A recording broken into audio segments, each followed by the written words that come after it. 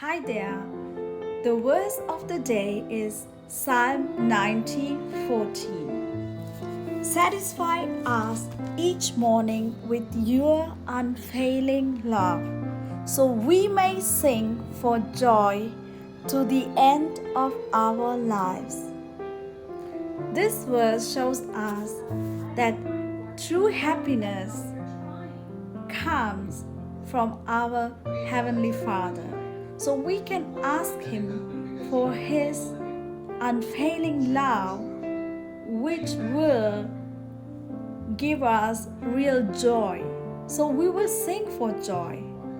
It doesn't matter what's happening around us, it doesn't matter whatever will come and cross your way, or how people will treat you, or how will people react, or which news is coming. Be happy.